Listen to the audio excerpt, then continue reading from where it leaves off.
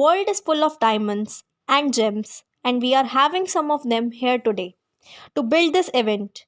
With this note, I would like to welcome Devraj to present his speech in front of us. Good morning, everyone, respected principal ma'am, our teachers, and my dear friends. Today, all of us are gathered here to celebrate the Day of Unity of India, that is Republic Day. Today, we are celebrating the 73rd Republic Day of our nation. The Constitution of India was made in 26 November 1949. However, on 26 January 1950, the Constitution of India was executed to all Indians. Dr. Bhimrao Ramji Ambedkar, popularly known as Baba Sahib Ambedkar, is the father of our constitution. This day is commended as public celebration in India. Our constitution is the longest composed constitution on the planet. Without the sacrifice of our freedom fighters, we may not see these days. So we always should be thankful for them. On this day, our president holds the national flag now in on India Gate in Delhi every year, followed by our national anthem and some interesting presentation. It is a national festival celebration that held on Rajpath. A chief guest is invited from different state or country to witness the auspicious occasion and be a part of our celebration. India is the world's largest democratic country and I'm proud to be an Indian. Bharat Mata ki Jai, Vande Mataram. We believe in peace and peaceful development, not only for ourselves but for the people all over the world. Never forget the people who sacrificed everything to bring the glory to India. Now, Akshay and Priyanshu Jan are going to tell us about the great freedom fighters of our country and the wars they fought with the help of their PowerPoint presentations.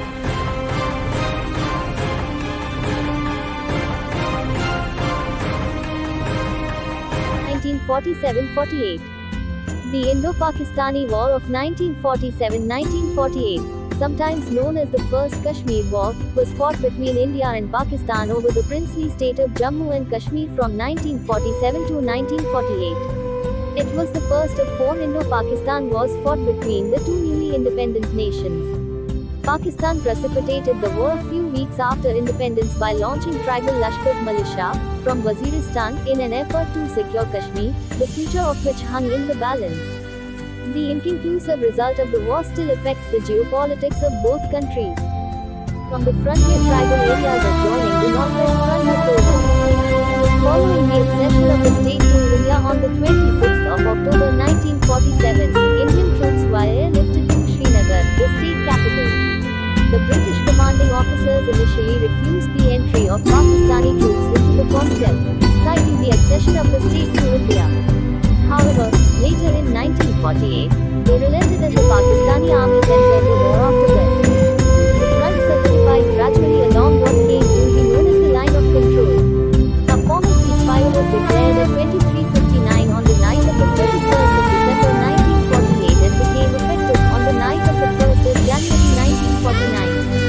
The result of the war was inconclusive. However, most neutral assessments agree that India was the victor of the war as it was able to successfully defend about two-thirds of the Kashmir including Kashmir Valley, Jammu and Ladakh. Indo-China War 1962. Indo-China Wars, 20th century conflicts in Vietnam, Laos and Cambodia, with the principal involvement of France 1946-54 and later the United States beginning in the 1950s. The wars are often called the French Indochina War and the Vietnam War (QV), or the First and Second Indochina Wars. The latter conflict ended in April 1975 between a communist-dominated North and a US-supported South. Activities of pro-communist rebels in South Vietnam led to heavy US intervention in the mid-1960s and the Second Indochina War, or Vietnam War, which caused great destruction and loss of life. It came to a brief halt in 1973, when a ceasefire agreement was signed January 27, and the remaining US troops in South Vietnam began to be withdrawn. The war was soon resumed. In 1975, the South Vietnamese government collapsed and was replaced April 30 by a regime dominated by the communists. On July 2, 1976, the two Vietnams were reunited as the Socialist Republic of Vietnam. India-Pakistan War 1965. The 1965 war between India and Pakistan was the second conflict between the two countries over the status of the state of Jammu and Kashmir. The clash did not resolve this dispute. but it did engage the United States and the Soviet Union in ways that would have important implications for subsequent superpower involvement in the region. A patrol walks in the Haji Pir Pass sector of Kashmir region. Conflict resumed again in early 1965, when Pakistani and Indian forces clashed over disputed territory along the border between the two nations. Hostilities intensified that August when the Pakistani army attempted to take Kashmir by force. The attempt to seize the state was unsuccessful, and the Second India-Pakistan War reached a stalemate. This time, the international politics of the Cold War affected the nature of the conflict. The United States had a history of ambivalent relations with India. During the 1950s, US officials regarded Indian leadership with some caution due to India's involvement in the non-aligned movement, particularly its prominent role at the Bandung Conference of 1955. The United States hoped to maintain a regional balance of power, which meant not allowing India to influence the political development of other states. However, a 1962 border conflict between India and China ended with a decisive Chinese victory, which motivated the United States and the United Kingdom to provide military supplies to the Indian Army. After the clash with China, India also turned to the Soviet Union for assistance, which placed some strains on US-Indian relations.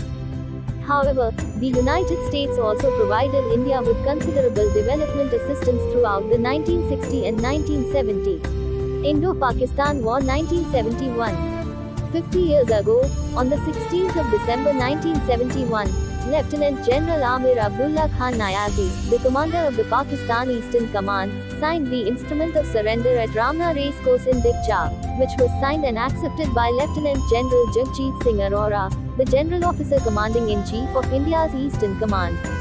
Pakistan's surrender terminated the military dimension of the conflict, also known as the India-Pakistan War of 1971.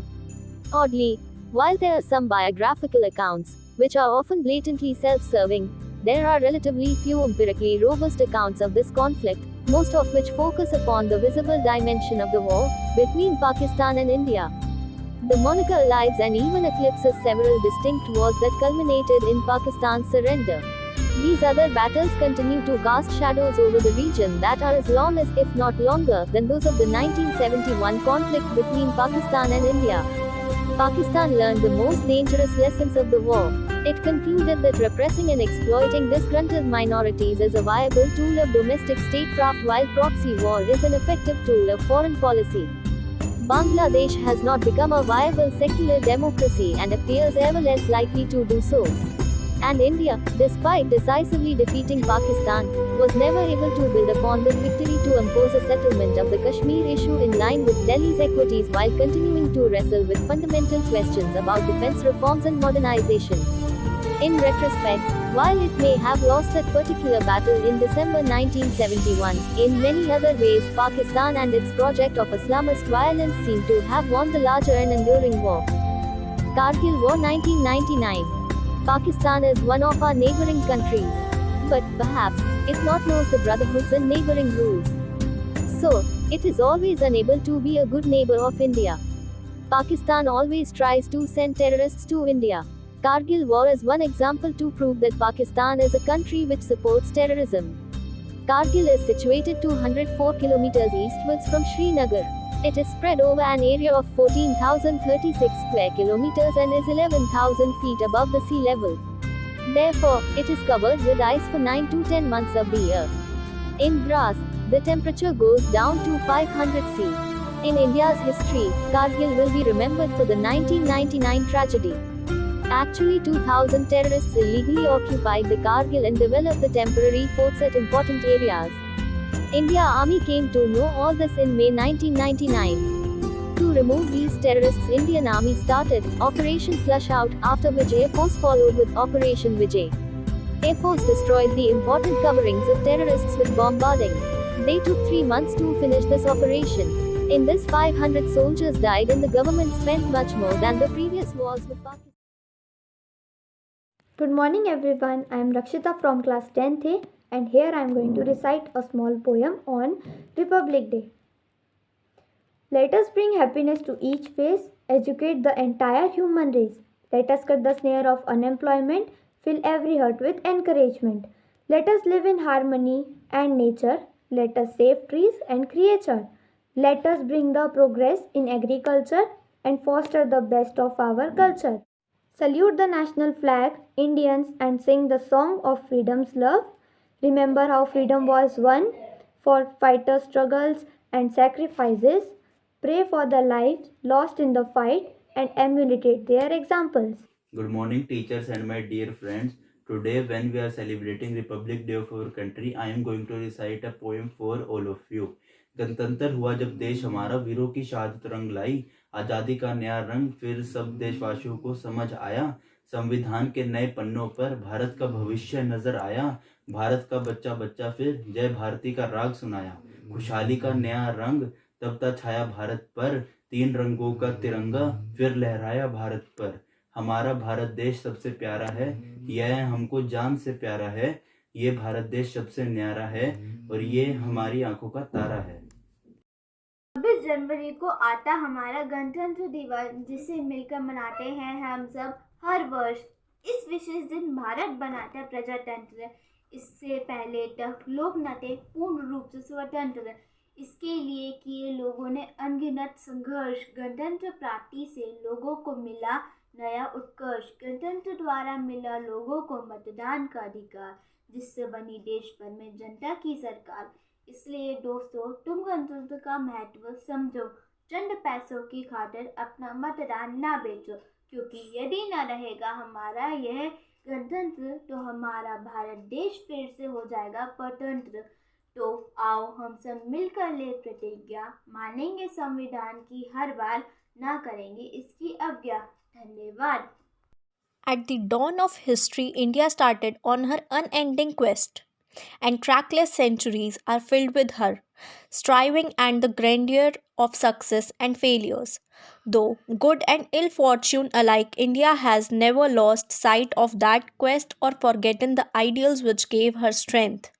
Now, Ujjwal is going to tell us about the history of our country with the help of his PowerPoint presentation.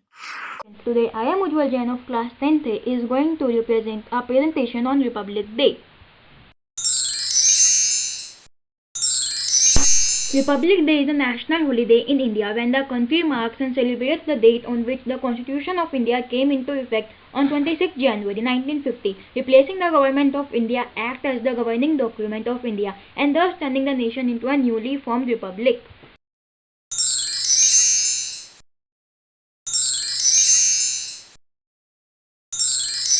The Constitution of India gives us our fundamental rights, which is the essence of our freedom. First, right to freedom of speech, right against exploitation, right to education, right to equality. This is our preamble of our Constitution. India achieved independence from British rule on 15 August 1947 following the Indian independence movement, noted for largely peaceful non-violent resistance and civil disobedience movement led by Mahatma Gandhi.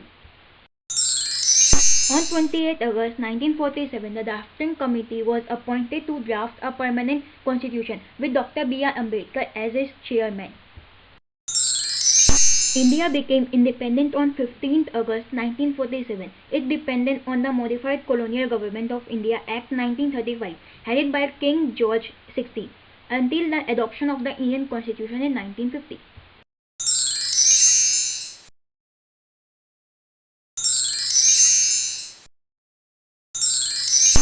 First President of India was Dr. Rajendra Prasad. Indian Constitution is the longest in the world, consisting of 397 articles and 12 schedules. The celebration of Republic Day started as the Prime Minister lays a flower wreath at the Amar Jawan Jyoti early in the morning to honor the soldiers who sacrificed their life for the nation.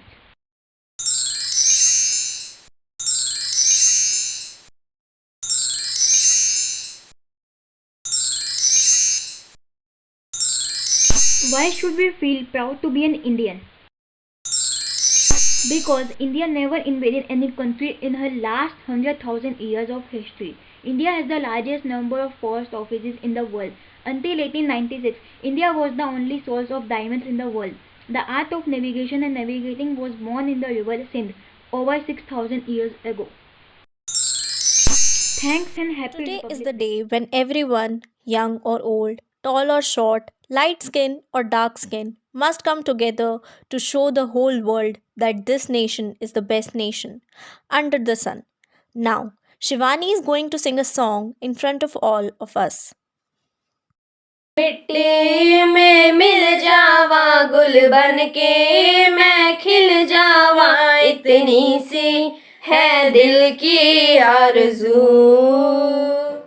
तेरी नदियों में बह जावा तेरे खेतों में लहरावा इतनी सी है दिल की आरज़ू thank you The sanctity of law can be maintained only so as long as it is the expression of the will of the people. One nation, one vision, one identity. No nation is perfect. It needs to be made perfect. Now, Lekhansh and Jayant will tell us about great prime ministers of our country through their PowerPoint presentations. Hello to my all respected teachers and dear friends. Today I am Jayant of class 10th A is here presenting a PowerPoint presentation on topic History of all Prime Ministers of India till Independence. So let's begin with our first slide. Here you can see various pictures of PMs till independence of India. So let's move on second slide. So our first Prime Minister was Jawaharlal Nehru. Jawaharlal Nehru was an Indian anti-colonial, nationalist, secular humanist, social democrat and author who was a central figure in India during the middle third of the 20th century. He was our first Prime Minister of India and the longest living serving PM of India. Our second one is Guzari Lal. Guzari Lal Nand, 4 July 1898 to 15 January 1998, was an Indian politician and economist who specialized in labor issues. He was the interim Prime Minister of India for two short periods following the deaths of Jawaharlal Nehru in 1964 and Lal Bahadur Shastri in 1966 respectively. He was awarded as the Bharat Ratna, India's highest civilian award, in 1997. Our second Prime Minister of India was Lal Bahadur Shastri. Lal Bahadur Shastri from 2nd October 1904 to 11 January 1966 was an Indian statesman who served as the second Prime Minister of India. He promoted the White Revolution, a national campaign to increase the production and supply of milk by supporting the Amul Milk Cooperative of Anand, Gujarat and creating the National Dairy Development Board. Shastri also promoted the Green Revolution in India in 1965. Our third Prime Minister of India was Indira Gandhi. Indira Priyadarshini Gandhi, 19 November 1917 to 31st October 1984, was an Indian politician and central figure of Indian National Congress. She was the third Prime Minister of India and was also the first and to date only the female Prime Minister of India. Our fourth Prime Minister of India is Morarji Desai. Morarji Desai was an Indian independence activist and politician who served as the fourth Prime Minister of India between 1977 to 1979, leading the government from Bharatiya Janata Party. Following the death of Prime Minister Lal Bahadur Shastri, Desai was a strong contender for the position of Prime Minister, only to be defeated by Indira Gandhi in 1966. Our fifth Prime Minister is Charan Singh. Chaudhary Charan Singh's 23rd December 1902 to 29 May 1987 served as the fifth Prime Minister of India between 28 July 1979 to 14 January 1980. Charan Singh entered politics as a part of independence movement motivated by Mohandas Gandhi. He was also active in 1931 in Ghaziabad district, Arya Samaj, as well as the Meerut district, Indian National Congress, for which he was jailed twice by the British.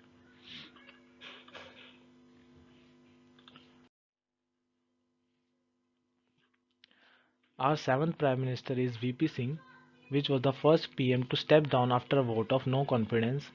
He was India's Prime Minister to have been a former Zamindar, really a great PM for achieving the higher priority for the development in each sector of India. Eighth Prime Minister is Chandrasekhar Azad between 1927 to 2007. He contributed to the freedom struggle and other social causes of India. He also held a number of Union State Minister positions in the Ministry of Prime Ministers Indira Gandhi and Rajiv Gandhi. He belongs to Samajwadi Janata Party. Our ninth Prime Minister is P.V. Narasimha Rao. He was the first Prime Minister from South India, that means he came from South India. He was an Indian lawyer and politician who served as the ninth Prime Minister of India from 1991 to 1996. He is often referred to as the father of Indian economic reforms. Our 10th Prime Minister is Atal Bihari Vajpayee. He was an Indian politician who served 3 times as the Prime Minister of India, first for a term of 13 days in 1996. He then for a period of 13 months from 1998 to 1999, followed by a full term from 1999 to 2004. Our 11th Prime Minister of India was H.D. Deve Gowda. He was the Indian politician from the state of Karnataka. He served as the 12th Prime Minister of India from 1st June 1996 to 21 April 1997. He was previously the 14th Chief Minister of Karnataka from 1994 to 1996. Our 12th Prime Minister is Inder Kumar Gujral.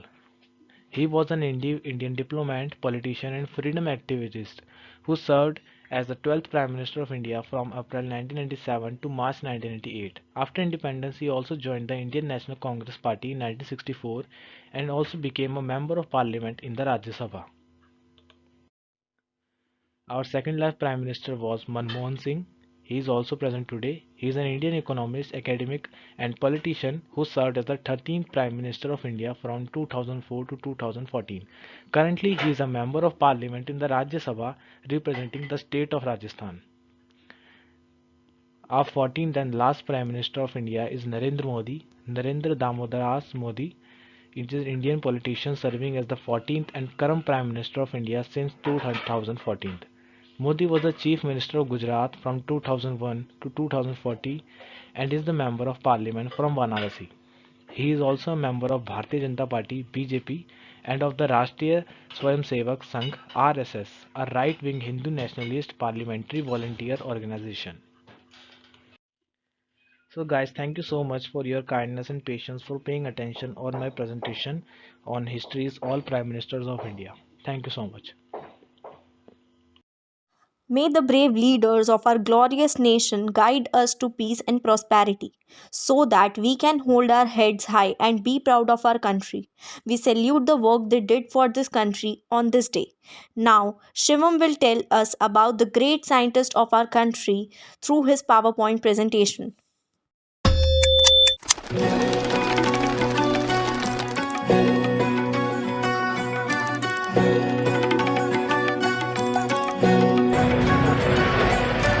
हमसे बेहतर हम बोलो वंदे मातरम, आत्मनिर्भर हम बोलो वंदे मातरम।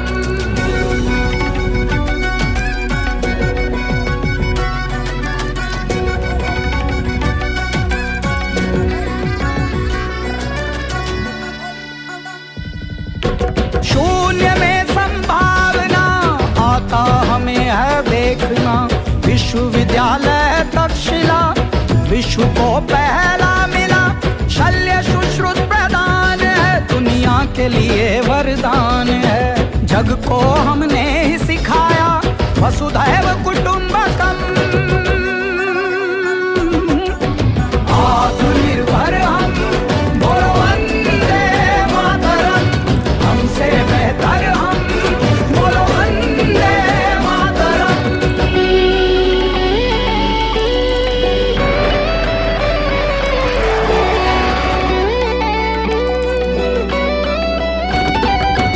योग राम बाण है, सदियों का ये ज्ञान है, ताज अपना ताजमहल हुनर की पहचान है, जाना जग जगदीश से पौधों में भी तो जान है, रमण ने लहरा दिया रमण प्रभाव का परचम।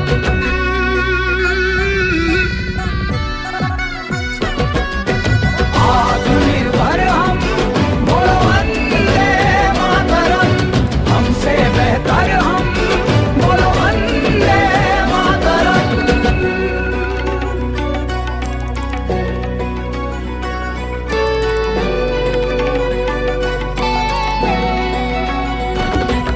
Tricolor gives the message of peace, humanity, and prosperity. Today, on the occasion of Republic Day, Unnati and Pari are going to present a dance performance.